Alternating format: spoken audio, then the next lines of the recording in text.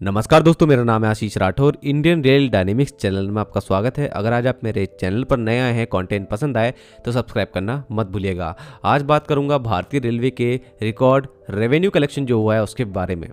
तो दोस्तों, भारतीय रेलवे दो तरह के अपने मेन ऑपरेशन करता है, एक फ्रेट ऑपरेशन और एक पैसेंजर ऑपरेशन। पैसेंजर ऑपरेशन जहां पर हम लोग यात्री गाड़ियों को देखते हैं, जहां पर हम सभी लोग सफ़र करते हैं और हमारे जो टिकट्स हैं उन सभी का पैसा भारतीय रेलवे के पास एज ए रेवेन्यू जाता है। और इसके साथ में ही रेलवे कुछ असेट मोनेटाइज करके भी पैसा कमाने लगा है। तो ये सब पैसा पैसेंजर ऑपरेशन का हो गया। और साथ में फ्रेट ऑपरेशन में जो हमारी मालगाड़ियों में लोडिंग होती है वो सब फ्रेट ऑपरेशन के अंदर आता है। सालों से हम एक ही बात सुनते आ रहे हैं कि भारतीय रेलवे काफ़ी लॉस में रहता है पैसेंजर ऑपरेशन में। तो ऐसे में पैसेंजर ऑपरेशन से जो भी लॉस होता है उसको काउंटर कर लेता है अभी तक फ्रेट लोडिंग के जरिए जो प्रॉफिट कमाता है भारतीय रेलवे। लेकिन पिछले कई सालों में भारतीय रेलवे ने बड़े कंपटीशन को झेलते हुए बहुत बड़ा मार्केट खो दिया फ्रेट के क्षेत्र में। और क्योंकि भारतीय रेलवे का जो फ्रेट ऑपरेशन था वो बहुत फास्ट भी नहीं था, इसलिए कस्टमर धीरे धीरे टूटते चले गए भारतीय रेलवे से।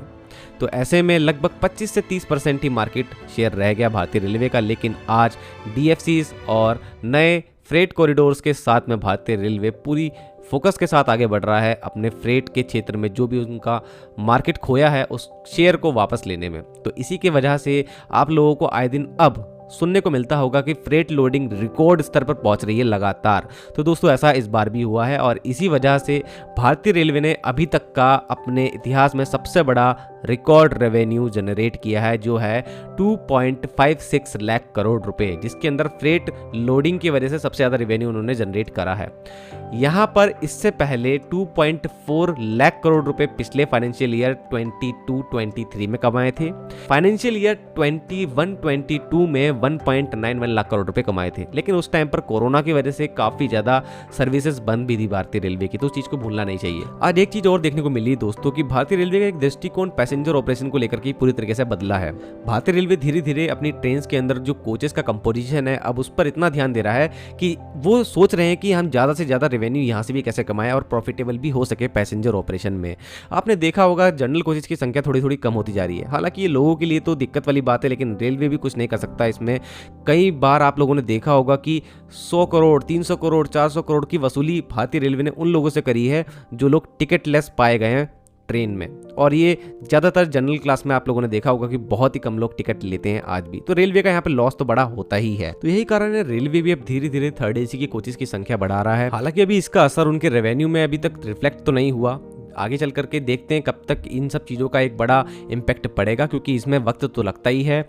और अभी भी जो जनता सफ़र कर रही है भारतीय रेलवे में वो अभी भी प्री कोविड लेवल पर नहीं पहुंच पाया है। आपको एक डाटा बताता हूं, फाइनेंशियल ईयर 19-20 में कोरोना आने से जस्ट पहले 8.43 बिलियन लोगों ने सफ़र किया था भारतीय रेलवे में। लगभग 843 करोड़ लोग ये होते हैं। और इस फाइनेंशियल ईयर में जो अभी खत्म हुआ है इसमें 6.8 बिलियन, लगभग 680 करोड़ लोगों ने सफर किया है। तो धीरे धीरे परिस्थितियां जब बदली हैं कोरोना के बाद में, लोगों ने भी निकलना शुरू किया है और भारतीय रेलवे में नई नई ट्रेन भी लॉन्च आए दिन हो ही रही हैं।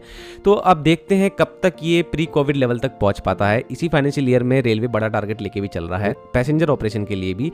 और आने वाले दिनों में 3000 गाड़ियां जो कि यात्री गाड़ियां होंगी उनकी जरूरत पड़ने वाली है, जिसमें भारतीय रेलवे ने एक टारगेट दिया ही है कि आने वाले दिनों में 1000 करोड़ लोग भी एक फाइनेंशियल ईयर में सफर करेंगे भारतीय रेलवे में, जिसके लिए हमको नई गाड़ियां चाहिए ही होंगी। इसलिए नए ट्रैक्स भी बिछाए जा रहे हैं, मल्टी ट्रैकिंग भी की जा रही है। तो ये तो बात रही पैसेंजर ऑपरेशन की। अब बात करते हैं मेन सेगमेंट की, जहां से रेलवे को प्रॉफिट भी आ रहा है। यह है फ्रेट लोडिंग। यहाँ पर 1551 million ton, 1591 million ton freight loading इस बार हुई है, जो कि एक अपने आप में बड़ा रिकॉर्ड है भारतीय रेलवे की अंदर। और 5% ज़्यादा है ये पिछले फाइनेंशियल ईयर में, जब 1512 मिलियन टन 2022-23 में भारतीय रेलवे ने फ्रेट लोडिंग की थी। इस बार के फ्रेट लोडिंग को अगर देखा जाए कि किस किस चीज़ की ज़्यादा ढुलाई हुई है तो उसको देखते हैं। तो कोयले की अगर ढुलाई हुई है वो हुई है 787.6 मिलियन टन, आयरन ओर की हुई है 181 मिलियन टन, सीमेंट की हुई है 154 मिलियन टन और अदर्स में 114.4 मिलियन टन, जिसके अंदर आप लगा सकते हैं कि fertilizer, steel, container, food grains, इन सब की ढुलाई की गई होगी। और इस फाइनेंशियल ईयर 2024-25 में रेलवे टारगेट लेकर के चल रहा है। भारतीय रेलवे इस बार 1650 मिलियन टन फ्रेट लोडिंग करेगा। तो देखते हैं इस टारगेट को रेलवे मीट कर पाता है कि नहीं कर पाता है। और साथ में भारतीय रेलवे में SER जो रेलवे जोन है, इसने सबसे ज़्यादा फ्रेट लोडिंग में साथ दिया है रेलवे का, जिसमें record all time high freight loading हुई है 211.59 मिलियन टन, जो कि 4.43% ग्रोथ है इस सेक्टर में, इस रेलवे जोन के लिए। और ऐसे ही पैसेंजर ऑपरेशन में भी सेंट्रल रेलवे ने सरपास कर दिया रेलवे बोर्ड का नॉन फेयर रेवेन्यू कमाने का टारगेट, जो कि 102.8 करोड़ था, जो कि अब उन्होंने सरपास करके कमाए हैं 122.35 करोड़, 122.35 करोड़। और इस फाइनेंशियल ईयर में उन्होंने ये टारगेट जो सरपास किया है, ये एक बहुत ही अच्छी बात है और दिखता है कि कहीं ना कहीं कोई जोन ऐसा है जो स्मार्टली वर्क कर रहा है। क्यों ऐसा बोल रहा हूँ? क्योंकि जो ये NFR नॉन फेयर रेवेन्यू होता है, ये रेवेन्यू दोस्तों टिकटिंग से नहीं कमाया जाता है। अब टिकटिंग से पैसा नहीं कमा रहे हैं तो फिर कहाँ से कमाया? अपने एसेट को मोनेटाइज करके, कहीं ना कहीं ऐसी जगहों से जहाँ पर उन्होंने अपने आप से वर्क किया कि कहीं से ज़्यादा पैसा कैसे कमाया जाए। तो सेंट्रल रेलवे जिसके द्वारा भी हेड किया जा रहा है, वो व्यक्ति काफ़ी अच्छी तरीके से काम कर रहा है, यहाँ देखने को मिल रहा है। तो ये इस तरीके से यहाँ पर हमारे रेलवे ने रेवेन्यू कमाया है दोस्तों। अब इलेक्ट्रिफिकेशन की बात करें तो इस फाइनेंशियल ईयर में 7188 किलोमीटर का इलेक्ट्रिफिकेशन हुआ है। लगभग 19.6 किलोमीटर पर डे बिछाया गया है। और पिछले फाइनेंशियल ईयर में 6565 किलोमीटर इतना इलेक्ट्रिफिकेशन का काम हुआ था। अभी खत्म हुए फाइनेंशियल ईयर में अगर नई लाइंस, डबलिंग और गेज कन्वर्जन, इन सबको देखा जाए तो टोटल 5300 किलोमीटर का काम नए ट्रैक्स को डालने में हुआ है, और जिसके अंतर्गत नई लाइंस, डबलिंग और गेज कन्वर्जन का काम आता है। इसका मतलब total 14.5 kilometre per day track डाला जा रहा है कहीं ना कहीं भारतीय रेलवे में। और पिछले फाइनेंशियल ईयर में 5241 किलोमीटर का काम इन सभी ट्रैक को डालने में हुआ था। तो हर साल नए ट्रैक्स भी जुड़ रहे हैं, उनके अंतर्गत डबलिंग भी हो रही है, नई लाइंस डल रही हैं, गेज कन्वर्जन हो रहा है, तो काफ़ी सारा काम लाइंस पर भी चल ही रहा है। तो देखते हैं दोस्तों इन सभी कलेक्टिव जो एफर्ट भारतीय रेलवे अब डाल रहा है हर जगह पर, उस वजह से आगे आने वाले सालों में कितना रिकॉर्ड रेवेन्यू भारतीय रेलवे जनरेट कर पाता है, और उस रिकॉर्ड रेवेन्यू में प्रॉफिटेबिलिटी जो है वो अपनी बढ़ा पाता है कि नहीं बढ़ा पाता है।